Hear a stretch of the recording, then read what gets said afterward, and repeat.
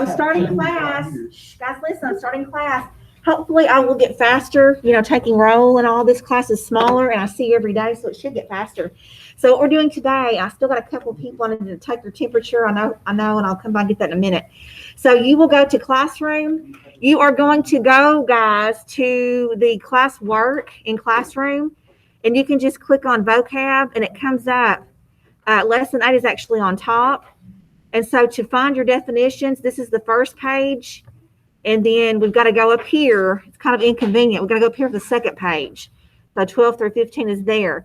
Next vocab should be better. I was learning how to do this. So it's kind of, I think I've got it where you can just flip through next time. So we're going to go through here and we're going to just pronounce the words.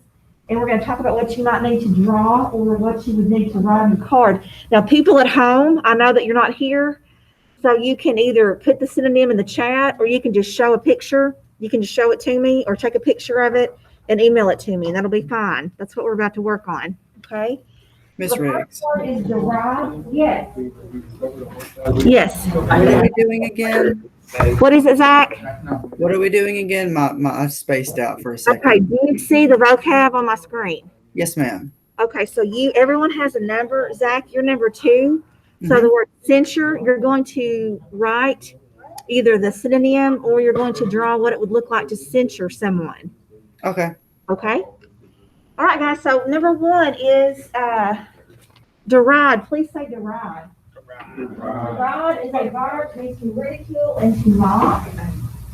Someone please read your sample sentence. What sample sentence is given? What? Number 1. The wrong. Oh, it looked like sentence number 1. My bad. Okay, guys, never mind. I've got it. The unpopular teacher, professor, derided students who made mistakes. Okay, nobody likes to be, number 1, brought to everyone's attention, but number 2, something made fun of when someone makes an error, especially someone who is, over you or in power. So a synonym is scorn. The opposite of that is to praise. So you could write, if your word's deride, you could write scorn really big on the card. Or you could try to, draw a picture. What would it look like if someone were being ridiculed or mocked? They're being pointed out and kind of almost insulted, made fun of, right? So that's what that would look like, okay? You said a word wrong, or you wrote on the wrong line, or just anything like that. Okay, number 2 is censure. Please say censure. Censure is a verb to criticize sharply. This is more like condemning, reproaching. In this instant, someone has broken a rule or a law, and they're being reprimanded sharply. All right, it could be, and you guys understand, I think we've all been censured before. It's where you're being corrected and corrected very strongly. So the opposite of that would be to praise and applaud. The judge censured that repeat offender for his criminal behavior. All right. So it could be something about with the handbook.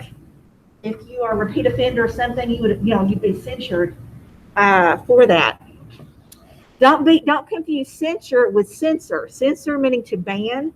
Like some books, some movies are censored, or something like that would be where you don't have it. This is different. This is a verb to criticize sharply. Okay, gamble. Please say gamble. Gamble is a verb to frolic, to romp about playfully, to play, caper, rollick. Your sentence is the preschoolers like to gamble about on the playground. So if your word is gamble, what could you draw? A bunch of little kids. Little kids on the playground, sure, running around in a field. Sure, just having a good time. Okay, 4, immolate. Please say immolate. Immolate is a verb, means to kill someone as a sacrificial victim, usually by fire. I know. The sentence is, some Buddhist monks immolated themselves in protest of the governor's policies. So again, yes. Yes, immolate. So the word for that, setting yourself on fire in protest, is immolate. Immolate. Good. Okay, next is recondite. Please say recondite. Recondite is an adjective, difficult to understand, profound. Only a few students understood the recondite explanation of the theory. So you could just, another word for really hard, that would be recondite, right? All right, so what could you draw for recondite? Question mark.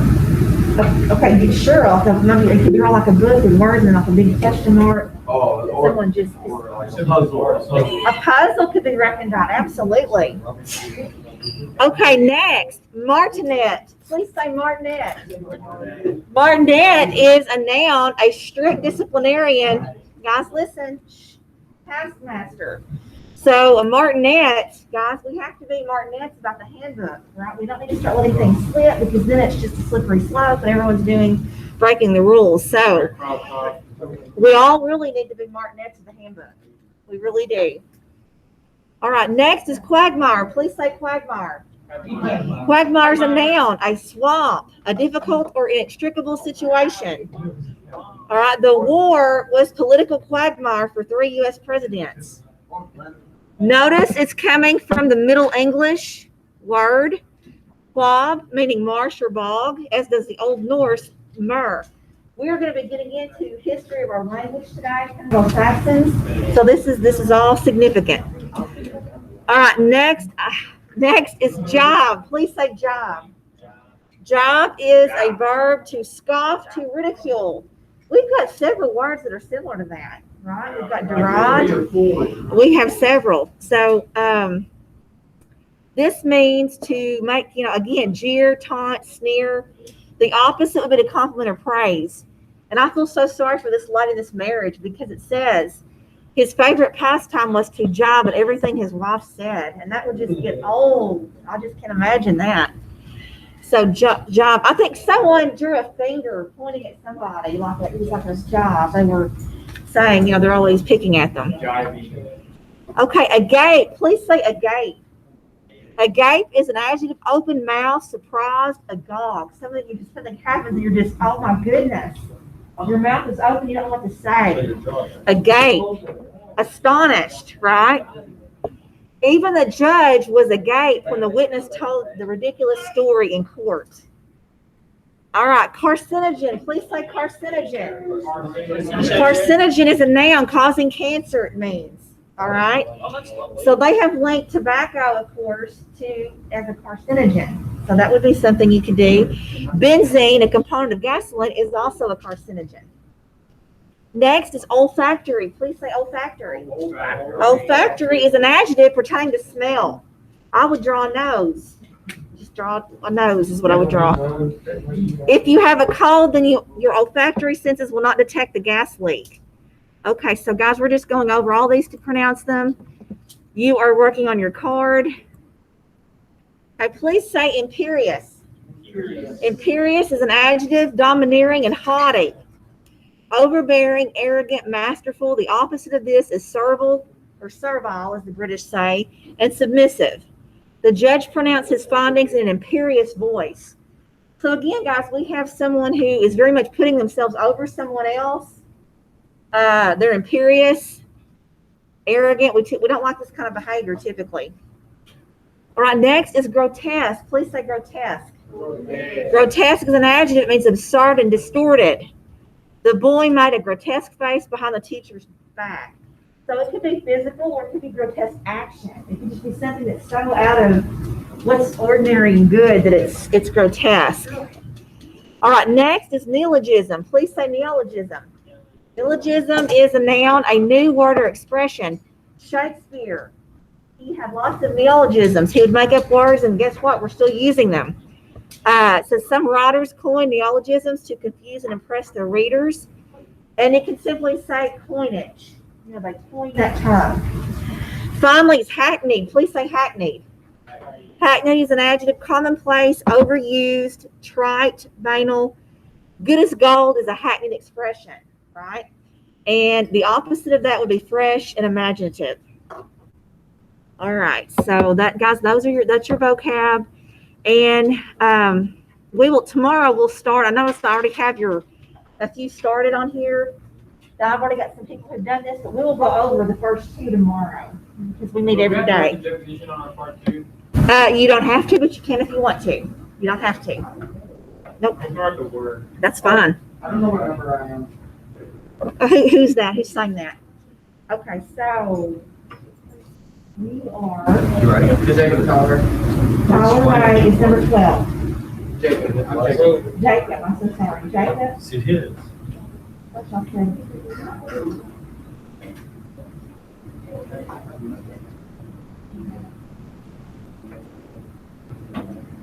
Jacob Tyler 14. Exactly. Taylor, 2. Anyone else need another number? Yes, Logan, you're number 1. You're 1. Okay. Anybody else need another number? I'm number 9, right? You are what you think you are, but yes, you are number 9. I know that sounds crazy, but you are what you think you are, for sure.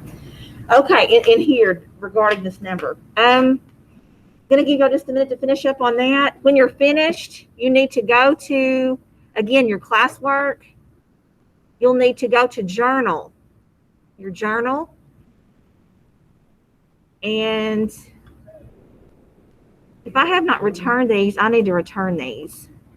Guys, I'm returning your journals. I have not put a grade, like I haven't given you points for this yet, but you're going to go to this document in a minute journal and you're going to add to it. I will just go ahead and put today's date on it, 9/14.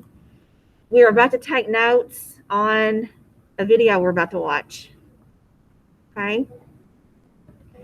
So when you're finished, go to the journal section and open up your document, date it 9/14, and just hang out and bring and take some notes, okay? Yes. But where? So, okay, so how am I supposed to draw a picture of Neo? Neologism, well, you could just write the synonym, which is coinage. That's the other thing. You can write a synonym for it, or you can do the definition if you wanted to, or you can do a picture. Any of those things, just to kind of help you get really close to one word anyway. I'll come get those in a minute, okay? So guys, when we finish, we're clicking on journal. And if for some reason you were out of pocket that day and you did not have a journal, you need to open a new document under this and then put the date, okay? I think most of you all have that. So we're taking notes in the journal, writing thing. We are. Yeah, journal is kind of it's for whatever writing purposes we have, and I just want to be able to go and give you guys credit for that in the future. By the way, your vocab tests were excellent. You're already in e-school. So, great, we're very good. Yes. Wait, I got one over. Miss Riggs, Yes, yes. so with my number, Oh, Sierra, you're cutting out on me. I can't hear you. Sierra, you're on mute. I put myself on mute again. Okay, so with my number, I'm number 4. Yes, So do I just draw something that? yes. Your number is 4. So let me look at that. What is number 4? Emulate. Immolate, yes. Immolate. So you would need to kind of draw, what that looks like, which is terrible. I mean, it's basically people either killing someone else sacrificially or themselves, and it's can be by fire. So that's immolate. Okay. I think that's terrible. That's what that is. Miss Riggs, Yeah. I drew my picture. Can I show Oh. you real quick? May I see it? It's not very good. It's just like a soldier kind of thing. Oh, I see that. That's very good. Martin. Martinette, thank you. That's good. Martinette's So gonna make good. sure it gets done.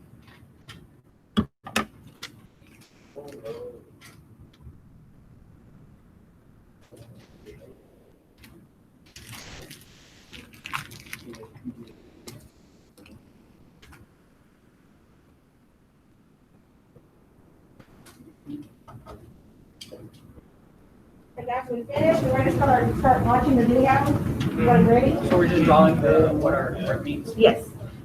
I got, you all still working on your card? Yeah. Landon?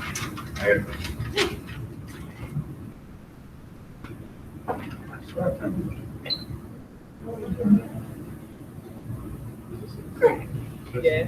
Change your symbol. No. I'm going to leave it. If we do. Alright, I feel like Eyes, maybe? Yes, yes. Oh, God. Man, bro, like,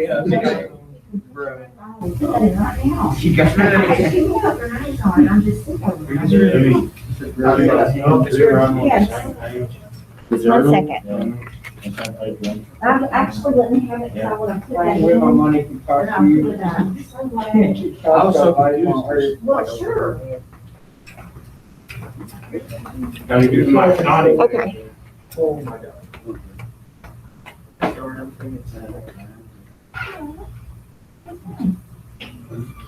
When you're finished, I'll come get these also. So, these up in just a minute. Okay.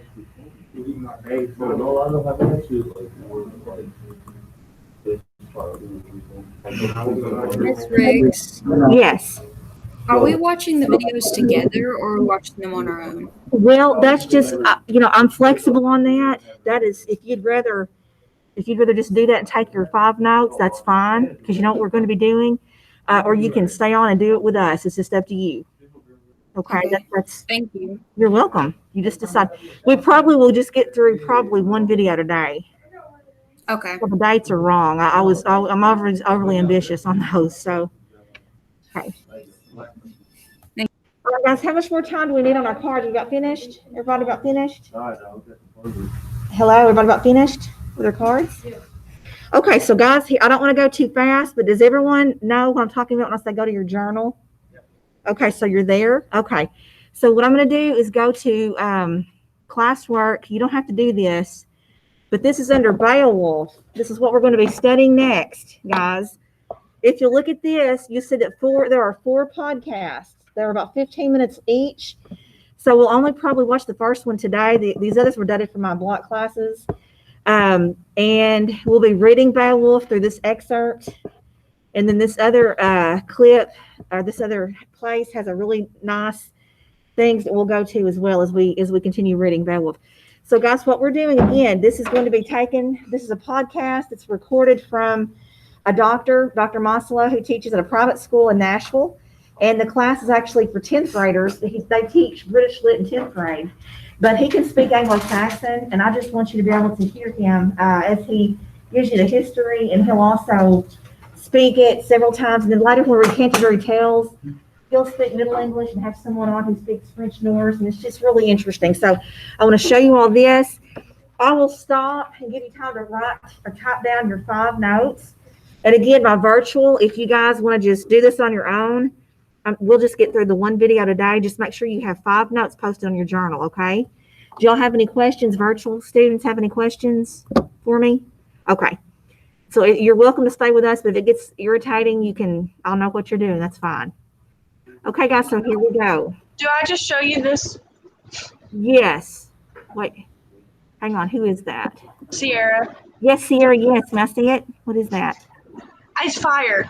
Oh, that's so good. That's what. Oh, I see. Yes, yes. You did very good. Immolate. Thank you.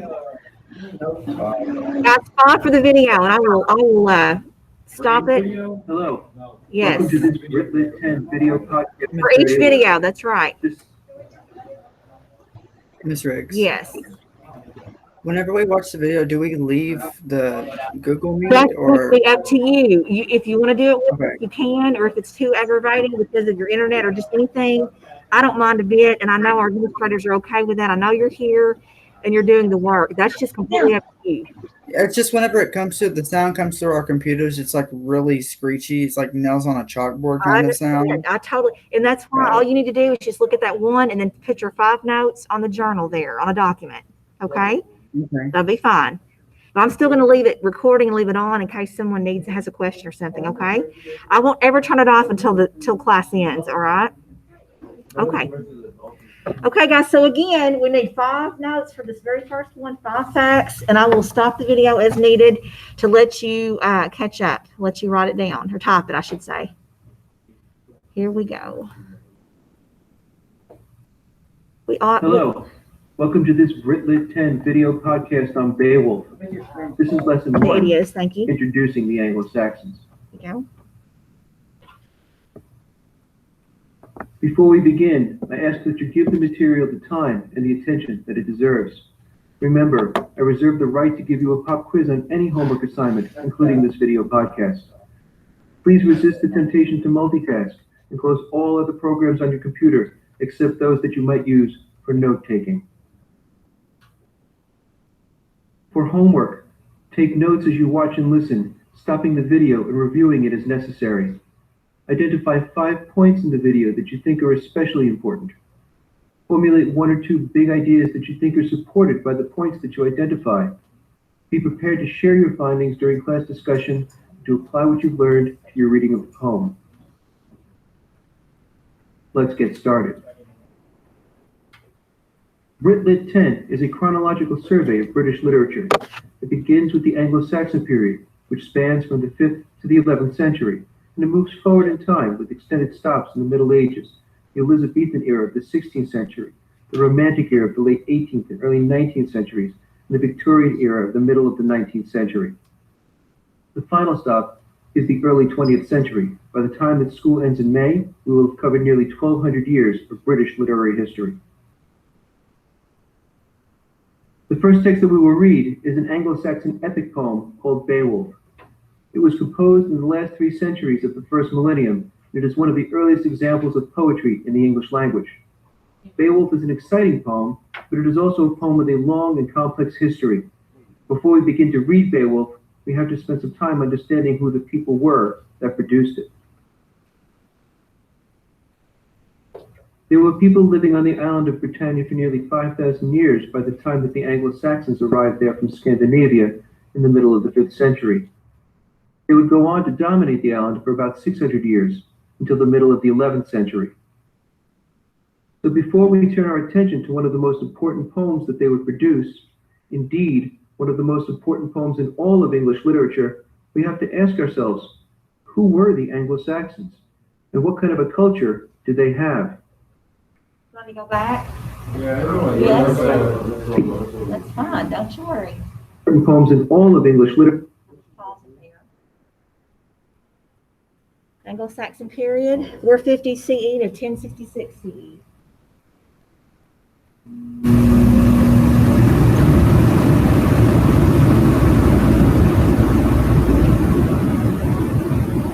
CE is like AD. Don't, yeah, I don't know how, yeah, I it's AD. That's, so you'll know that that's the same thing. Other time periods mean the same time. Y'all are ready to go away?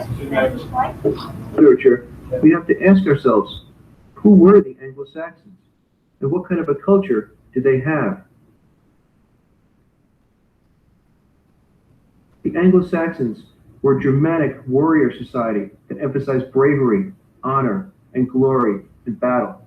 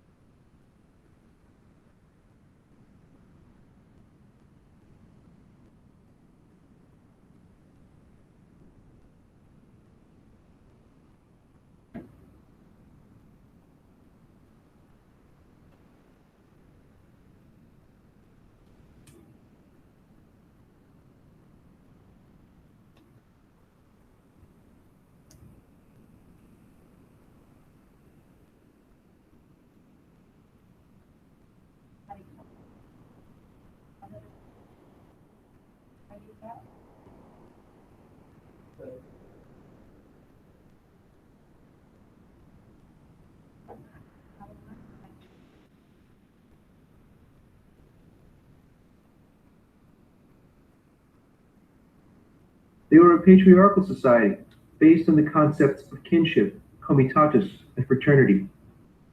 Let's look at those three terms.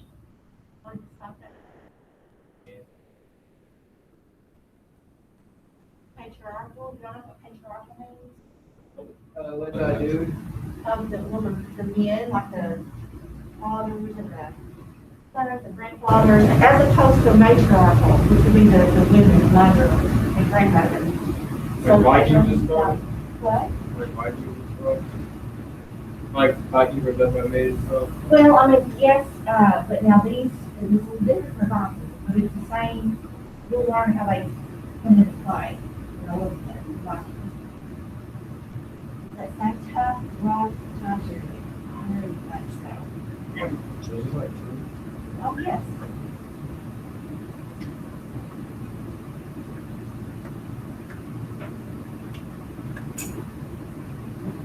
Vikings are sharp with like. If y'all have to stand now, you want to wait. So we go? Right.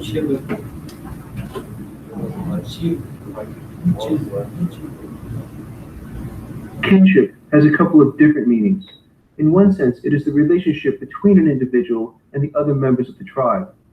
More often than not, the members of the tribe were related, either by blood or by marriage. But even when they weren't, anyone who was in your tribe was considered to be your kin.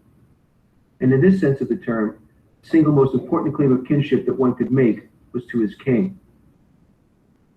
There was another sense of the term, and that concerned one's ancestry as it was traced through the patriarchs of the family, your father, your grandfathers, your great-grandfathers, and so on. Want to stop there? Yes. I bet you probably have about your five, don't you? Does anyone not have their five? I got 3. And you know what, you can go over if you want to, it's just five the minimum, so, okay. So I'm good to go, I can just play? In the Beowulf poem, we will see characters routinely proclaiming bonds of kinship, identifying themselves as Canute's cousin, or King Fubar's knight, or Fansbarn's son.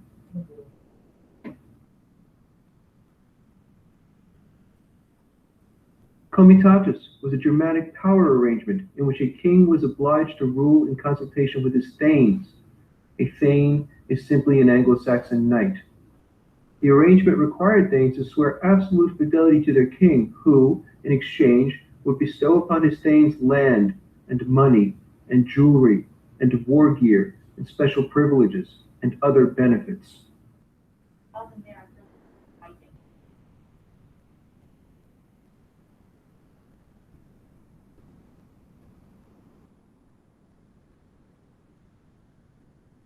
What is Thames? Thane? Simply, a knight.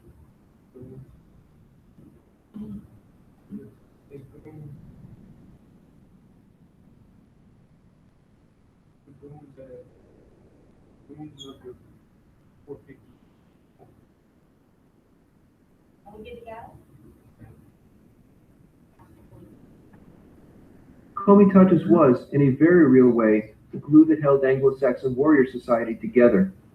It bound the king to each of his thanes, it bound each of the thanes to the king, and it bound each thane to his fellow thanes. Each one worked for the well-being and the benefit of the nobility class, and for the well-being and the benefit of the tribe as a whole. What this meant is that Anglo-Saxon society was a deeply fraternal society, one based on the close social bonds of the men in the tribe. These men lived together, and they worked together, and they died together. The actions and words of any individual reflected upon and affected the entire group. Anglo-Saxon warriors were motivated by four main things, which, in reality, was one thing: glory. Glory for one's king, glory for one's ancestors, glory for one's tribe, and glory for oneself. The pursuit of glory determined everything that they said and did, both on and off the battlefield. Because Anglo-Saxon society was a warrior society, violence was a fact of everyday life. The bonds of fraternity demanded that any death suffered at the hands of an outsider be avenged. Revenge killings were the order of the day, pitting tribe against tribe, and a single death could unleash a chain of violence that could go on for generations. It was precisely because revenge killings were so routine that the Anglo-Saxons devised a rough form of justice that could stanch the flow of blood. This was known as weregild. Weregild was a legally binding arrangement in Germanic societies, wherein money was paid to the family of the victim of a murder or injury by the offender. The exact amount of the payment was usually tied to the victim's station in the tribe of which he was a part. The more important the victim, the more money the offender had to pay. So the ties of fraternity were strong in Anglo-Saxon society. The exact They go to Goon.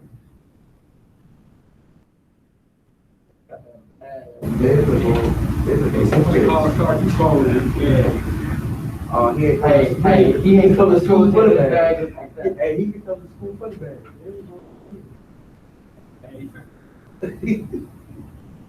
There's a whole bag full of quarters. I think he's gonna give him my little degrees.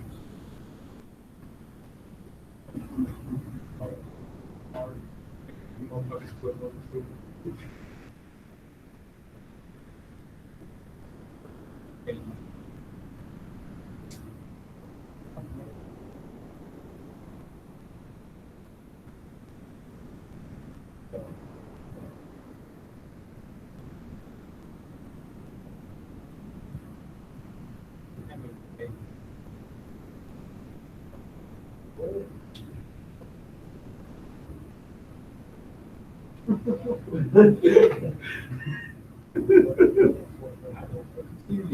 What?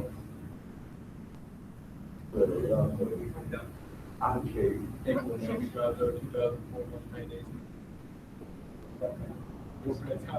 It's right here in the wrist. They came from the, Came from suburbs.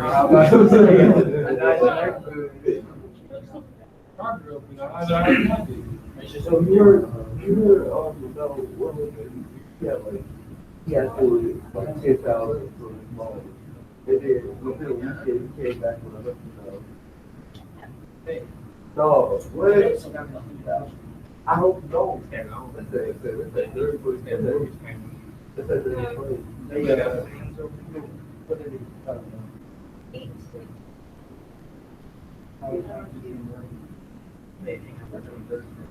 That's that. Yeah, there's no.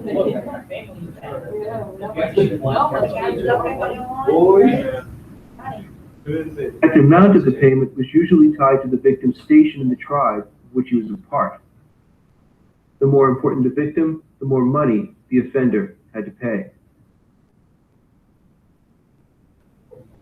So the ties of fraternity were strong in Anglo-Saxon society, and when the men weren't on the battlefield, they would spend their time in the king's mead hall.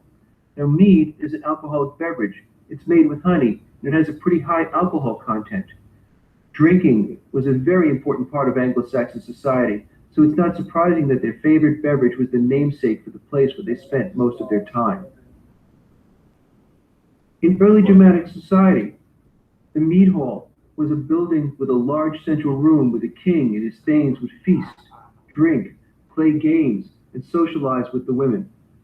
The mead hall was a symbol of the king's power, and because it was where he spent most of his time, it was considered the safest place in the kingdom.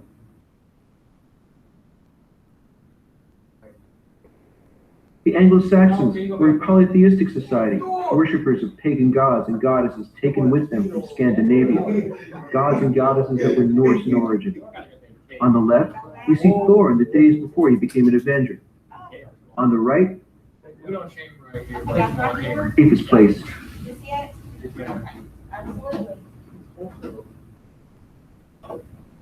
I got this. Just go into that room and just get wasted. Yeah, they do. They got me. I mean, after they kill you all day, they gotta. Beyond their sorrow. They gotta, they'll go in there. It's okay to, that's what they say, you take good shots. Oh. It's okay, I'll be able to do it. I'll be talking about. Bro, what are you talking? So cut That is the smallest ever that I've ever seen. Man, the equivalent to this today is the boys' creed, go home, right there. And 2K, play 2K, That fire. feast, where you be feasting on like hot Cheetos. What about the, you take some of the dollar? Yeah. Really? That's what we start to go. You haven't had any the whole time, what you talking about? Man, he and his goons would be It's considered the safest place in the food. I like the Cheetos. The king and his goons. Social life is moving.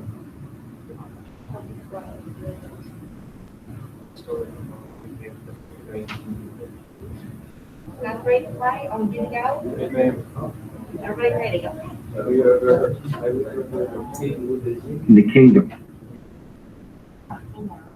From Scandinavia, gods and goddesses that were Norse in origin. On the left, we see Thor in the days before he became an Avenger. On the right, Freya, goddess of sexuality and fertility. Of the 7 days of the week, the names of 6 come to us from the Anglo-Saxon language. The word sun sounds the same in Anglo-Saxon as it does in modern English, the language that we speak. The same is true of moon, and from these two words, the Anglo-Saxons give us Sunnundag and Monundag, Sunday and Monday. 2 was the Anglo-Saxon god of war, and he gives us Tuesdag, or Tuesday. Woden, the supreme Anglo-Saxon god, gives us Wodensdag, or Wednesday. Thorsdag comes from, well, Thor, and Freya gives us Friasdag, or Friday. In Old Norse, one of Anglo-Saxon's several parent languages, the day after Friasdag is Lyrdagr, or washing day, not a particularly appealing name for the last day of the week. The Anglo-Saxons wisely set aside the Old Norse name, choosing in its place Saturnusdag, a day named after the Roman god Saturn. Sonnadag, Monandag, Tuesdag, Wodensdag, Thorsdag, Friasdag. The names of 6 out of the 7 days of the week in modern English come to us from the Anglo-Saxons, worshippers of pagan gods and goddesses. And as pagans, the Anglo-Saxons had a deep connection to the concept of fate, or destiny as it was determined by those gods. The Anglo-Saxon word for fate is weird. The modern English word weird, as in strange or odd, comes to us from the Anglo-Saxon word for fate. Yet even as the Anglo-Saxons worshipped their pagan gods, they were also among the earliest converts to Christianity, a development that would have important implications for the Beowulf poem. As you might have noticed, the Anglo-Saxon language sounds a lot like German, which makes sense since their ancestral tribes were, as you will soon see, Germanic. And while the language that the Anglo-Saxons spoke is clearly Germanic in origin, it is also the very earliest form of English. The Anglo-Saxons' time as a society was relatively short, but they left behind the seeds of the most expressive and widespread language that the world has ever known. Finally, the Anglo-Saxons were great warriors, but they were also great artists. As you will learn in the next podcast, they were expert craftsmen of jewelry and metal, but they were masters of poetry and storytelling as well. Okay, thank you. Thank you. With that as our overview, let us take a look at how the Anglo-Saxons came to the island of Britannia, for this has important implications for the Beowulf poem. The Anglo-Saxon period begins in the middle of the 5th century, and it ends some 600 years later in the year 1066. But the Anglo-Saxon story starts well before the 5th century. It starts 400 years earlier, in the middle of the 1st century. In the year 43, the Romans stage an occupation of the island of Britannia, an occupation that would last for the next 350 years. Roman historians writing at the time have little to say about daily life under Roman rule, but it is clear that the Romans built roads and cities. And archaeological data suggests that the Romans routinely intermingled and often married into the indigenous population, a tribe called the Britons, after whom the occupiers named the island soon after their arrival. In the early 5th century, the Roman Empire falls. It doesn't happen overnight, and its causes are many. The only cause that concerns us is the Germanic tribes that have assembled along the eastern frontier of the Roman Empire: the Ostrogoths, the Visigoths, the Vandals, the Lombardy, the Alemanni, the Burgundians, the Franks. These Germanic tribes had exerted pressure on the border for hundreds of years, and until the middle of the 4th century, the Romans had been able to keep them out. By the year 375, however, these Germanic tribes had begun to make successful raids into the Roman territories, and when the empire begins to fall in the decades that follow, the trickle of Germanic tribes that crossed the border became a flood. The Germanic tribes move ever westward. In the year 410, the Visigoths sack Rome, and over the course of the next several decades, the rest of the empire falls. As it does, the Roman military and the Roman administrators abandoned the island of Britannia. By the beginning of the 6th century, most of what was once the Roman Empire was in Germanic control. Now, most of these Germanic tribes had moved westward across the continent, across the land. But 3 of them moved westward across the North Sea. The Angles, the Saxons, and the Jutes arrived in Britannia from the part of Northern Europe now known as Scandinavia. Over the course of the next 5 centuries, the Angles, the Saxons, and the Jutes would settle throughout central and eastern Britannia, where they would intermarry, wage war with each other, and drive the indigenous tribes ever westward into what is now Scotland, Ireland, and Wales. Over the course of several generations, the Angles and the Saxons merge, and then they absorb the Jutes. By the 7th century, a number of major and minor kingdoms emerge. Despite substantial and sometimes bitter personal and political differences, each kingdom thinks of itself as part of a single nation, Angleland, the land of the Angles. Anglish culture, Anglo-Saxon culture, would dominate Britannia for the next 4 centuries.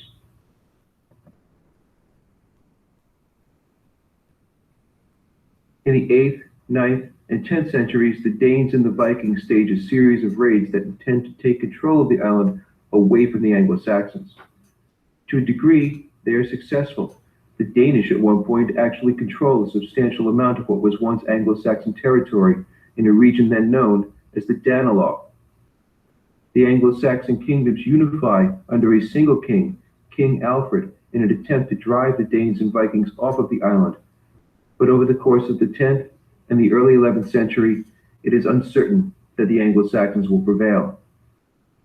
But the matter is settled in 1066, when a different Germanic tribe, the Normans from the north coast of what is now France, expel the Vikings and the Danes from the island and conquer the Anglo-Saxons, thereby bringing to an end the Anglo-Saxon period in British history and the dominance of Anglo-Saxon culture. So, if that's who the Anglo-Saxons were, then what is the Beowulf poem about? It might not surprise you to learn that it is the story of a Germanic warrior. Its setting is Scandinavia in the 5th century, which is to say that it takes place in the part of the world that the Anglo-Saxons' ancestors left at precisely the time that they left it to come to the island of Britannia. Beowulf, as you will learn, is a warrior's warrior. He fights monsters and dragons. He makes women swoon, and he commands the respect and admiration of every man he meets. He fights bravely in pursuit of glory for himself, for his people, for his ancestors, and for his king. That concludes this Britlit 10 video podcast. In lesson 2, we will build upon the knowledge of this podcast. All right, guys, so we'll stop there today. That's clean for tomorrow. We'll start with the second one. And I'm going to go ahead and pause it.